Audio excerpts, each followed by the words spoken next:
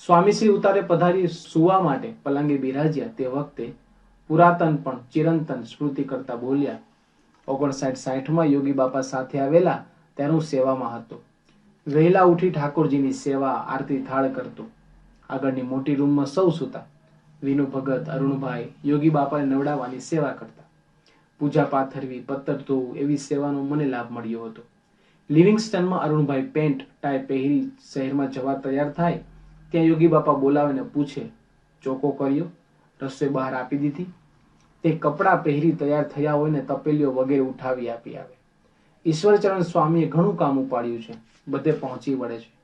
યુવક અધિવેશન, ઇનામની રકમ ઊભી કરવાની, સારંગપુર સ્મારકનું જોવાનું, યોગી સ્મૃતિમાં જોવાનું, મૂર્તિ તૈયાર કરાવવાની વગેરે બધા કામ માટે દોડાદોડ કરે છે.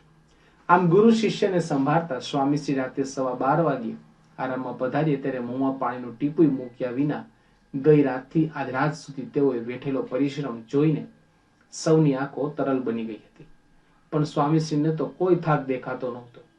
તેઓના અંતરમાં તો આનંદ હતો. શ્રીજી મહારાજનો મહિમા પ્રવર્તવાનો અને ગુરુને રાજી કરવાનો. આનંદની કોઈ ભાષા નહોતી, તેની કોઈ ઉર્મી નહોતી, કારણ કે 3 ગુણોના કોઈ ભાવમાંથી તે પ્રગટતો નહોતો. તે તો ઉઠતો હતો અંતરમાં, જ્યાં ભગવાન બિરાજતા હતા ત્યાંથી. તેઓના આ દર્શનથી સૌને અનુભવી રહ્યું. દેહ ઇન્દ્રિય મન પ્રાણ શક્ય સુખ में नहीं भासे, किया बचन में बास एक उरु हरि प्रकाशे.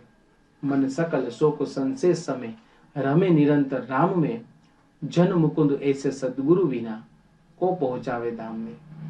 તારીખ 19 મેના રોજ યોગી જયંતિ નિમિત્તે સ્વામીશ્રીની પ્રાતઃ પૂજાથી જ યોગીનો રંગ સૌને લાગી ગયો હોય તેમ સમગ્ર વાતાવરણ યોગીમય બની ગયેલું. આ ઉત્સવ સભામાં આ રંગત ચરમસીમાએ પહોંચી.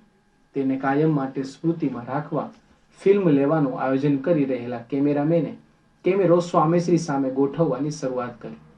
પણ તે જોઈ સ્વામીશ્રીએ તરત જ પોતાના ડાબા હાથે ઈશારો કરી ઠાકોરજી દર્શાવ્યા અને પ્રથમ તેઓને ફિલ્મ લેવા જણાવ્યું. ભગવાને ભલે કહ્યું હોય કે અનુવ્રજામ્યહમ નિત્યમ પયુયુતિ તેરે ધૂણી ભ્રૂમિ, આવા સંતની ચરણ રજથી પવિત્ર થવા માટે હું તેઓની પાછળ ફરું છું. પણ સ્વામીશ્રીએ કદી ભગવાનને પાછળ રહેવા દીધા નહોતા. સવારની જેમ રાત્રે પણ યોગી જયંતિનો સમયો ભક્તિભાવપૂર્વક ઉજવાયો. અહીં છેલ્લા 7 દિવસથી સતત વર્ષાની હેલી જામેલી. સૌ ચિંતાતુર હતા કે મંડપો તો બાંધ્યા છે પણ વરસાદ ખમયા નહીં કરે તો. પરંતુ સ્વામીશ્રીના પગલા થતા વેત 2 દિવસથી ટીપુય વરસ્યું નહોતું. તેથી સૌને ભજન ભોજનનું ખૂબ સુખ આવ્યું. આ ઉત્સવ સભા બાદ ઉતારે પધારી રહેલા સ્વામીશ્રીને હરિભક્તો માટે પાથરેલા પાથરણા પરથી ચાલીને જવાનું હતું. તે ઘણું લાંબુ હતું. તેથી તેઓ બોલ્યા, આ લોકોએ ધ્યાન રાખવું જોઈએ, કોઈ છોકરી ચડી આવે તો. ધર્મ નિયમનો અલ્પ સરખોય લોપ ન થાય તેનો ફડકો સ્વામીશ્રીને હર હંમેશ રહેતો. સ્વયં ગુણાતીત હોવા છતાં તેઓ નિસ્ત્રે ગુણીએ પથી વિચરમતા, કો વિધિ કો નિષેધ. ગુણાતીતના માર્ગે વિચરતાને શું વિધિ શું નિષેધ, જેવું કદી થવા દીધું નહોતું. તેઓની ક્રિયાઓ સૌને સમાસ થાય તેવી જ રહેતી. માનો એમિલાનું 747 પ્લેન તો આખું એને ફૂલોથી ચડી દીધું છે, આપણે ઘણા બધાએ જોયું. તો આને આપણે જે ક્યારેય રણની અંદર ઉગેલી એવા ફૂલો ત્યાં એ લોકોએ ઉગાડ્યા છે, એટલે એને મિરેકલ ગાર્ડન કહે છે. પણ એક મેક્સ પાર્ક કરીને એક 20 વર્ષના યુવાન, એને રૂબિક ક્યુબ એટલે આપણે જે પેલું રમકડું આવે છે એને જ્યારે આપવામાં આવ્યું તો એને 3.13 સેકન્ડની અંદર એને એક સોલ્વ કરીને ત્યાંથી બધાને આપ્યું. 3 સેકન્ડની અંદર 3.13 સેકન્ડની અંદર એને. તો તે વખતે ઘણું બધું બધાને અજાયબી જેવું લાગ્યું. બધાને એવું લાગ્યું કે ઓહો કેટલું મોટું કાર્ય. પહેલાને જ્યારે પૂછ્યું કે એને બહુ ક્લેરિટી એને જવાબ આપ્યો કે જ્યારથી તમે મને ક્યુબ આપ્યું તો હું કેટલા સ્ટેપ લઈશ ને એટલે એ સોલ્વ થઈ જશે, એ પણ મારા મનમાં ગણાઈ ગયું. અને શું સ્પીડ રાખીશ તો એ સ્પીડની પણ મારા મનની અંદર ગણતરી હતી. કહેતા કે એને એટલી ક્લેરિટી હતી કે જો મારે આ સોલ્વ કરવો હોય તો આટલી આટલા સ્ટેપ્સ લેવા પડશે ને આટલી સ્પીડ રાખવી પડશે, ત્યારે એનો એ રીતે વિશ્વક્રમ આવ્યો, વિશ્વક્રમ એને પોતે પ્રાપ્ત કરી શક્યો. તો આ પણ બહુ આપણા મનની અંદર સ્પષ્ટ હોય છે કે ઘણી વખત આપણે એવું કહેતા હોય છે કે ઓહો, ધાર્યું નતું ને આ સરસ કાર્ય થયું, પણ એવું નથી. આ મંદિર જે બન્યું છે ને એ રીતે નથી બન્યું. ઘણા બધા એમ કહેતા હોય કે આ તો એક મિરેકલ છે.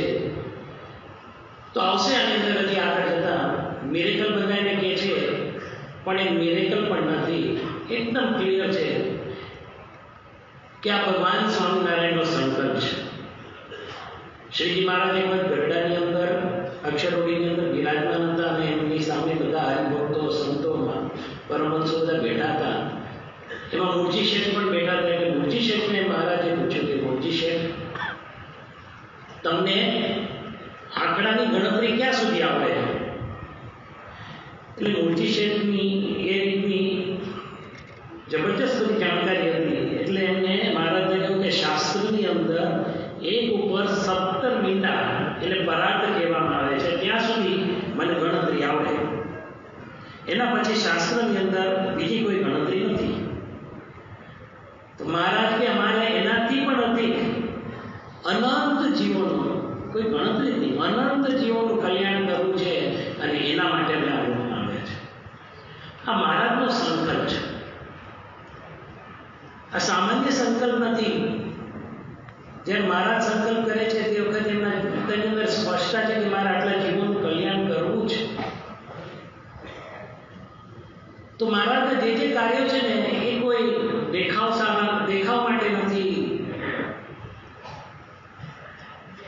એ કોઈ એવી, જેમ મેં કહ્યું કે બુર્જ ખલીફા છે, આમ જોવા જાય ને તો અમારા વિવેકસાગર સ્વામી એવું વર્ણન કરેલું કે એમિરેટ્સ શબ્દ ક્યાંથી આવ્યો? તો જ્યારથી તેલ નીકળ્યું ને એટલે આજે બધા ત્યાંના જે આરબ હતા ને એની કે 4 વિશેષતા વિવેકસાગર સ્વામી ગણાવી હતી. જે તે સમયગાંઠથી પહેલેથી ત્યાં આગળ સત્સંગ 82 સાલથી સ્વામીઓ પાસેથી જતા. તો કે આ દેશની અંદર 4 વસ્તુની, એક તો રેતીના ઢગલા, ફરતા રેતીના ઢગલા. બીજું એ કહેતા કે ઊંટો. ત્રીજું ખજૂર, ખેતી પણ ખજૂરની અને વ્યવસાય પણ ખજૂર. અને ચોથું એનો પહેરવેશ, કારણ કે ઠંડીને ગરમીથી બચવા માટે ગરમી 50 ડિગ્રી જાય અને એ રીતે જ્યારે પવનની ઠંડી આવે, વાયરો આવે, ત્યારે પણ એ રીતે બચવા માટે એ લોકોનો ડ્રેસ. આ એની વિશેષતા. પણ જ્યારથી તેલ નીકળ્યું ત્યારથી આજે દુનિયાની અંદર છેલ્લા 50 વર્ષનું જે કંઈ ટેકનોલોજી શોધાયું છે ને બધું ત્યાં છે. માણસ એરપોર્ટ ઉપર ઉતરે ત્યારથી કંટ્રોલ હોય. જો એને 2 મહિનામાં નોકરી ન મળે તો એને ઉપાડીને પાછો બહાર ફેંકી દે. એટલા બધા એ લોકો ટેકનોલોજીથી એ રીતે વાકેફ છે અને એનો ઉપયોગ કરે છે.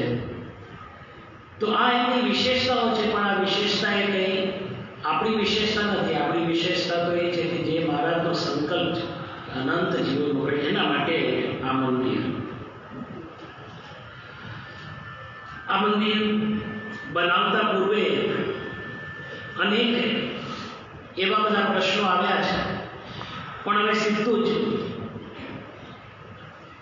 22/12/2020 નૈનપુરથી પૂજ્ય મહંસાઈ મહારાજે એક પત્ર લખ્યો છે આ મંદિરના સંદર્ભમાં પૂજ્ય બ્રહ્મયારી સ્વામીને. અને આપણે બધા જાણીએ છીએ કે 2020 એટલે કોવિડનું વર્ષ હતું કે જે વખતે કોવિડ એકદમ જ પીક હાઈટ ઉપર હતું. આપણે બધા ભયભીત હતા કે કાલે શું થશે, જીવશું કે નહીં જીવશું, શરૂ થશે તો કેવો વ્યવહાર શરૂ થશે, આર્થિક પરિસ્થિતિ શું હશે, દેશ કેવી રીતે આગળ પાછળ બધું કવરઅપ કરશે. ઘણા બધા પ્રશ્નોથી આપણે બધા જ્યારે મૂંઝાયેલા હતા.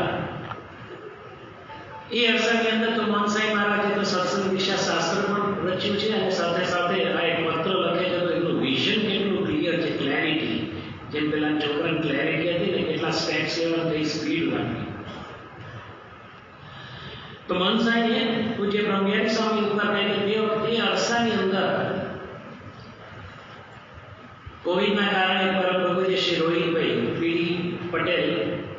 કે જેમના બે દીકરા મનુભાઈ સિવિલ ઇન્ડિયા વડોદરા મોટા મોટા પેલા પાણી કૂવામાંથી કાઢવાના મશીનો બનાવતા અને દુબઈની અંદર એ લોકોનું જબરદસ્ત મોટી બીજી પણ 2-3 ફેક્ટરીઓ છે, કેબલ બનાવે છે, સાથે સાથે એ રીતે ટ્રાન્સફોર્મર્સ વગેરે વગેરે બધું બનાવે છે, કલરો બનાવે છે. તો અનેક એવા ધંધાની મોટી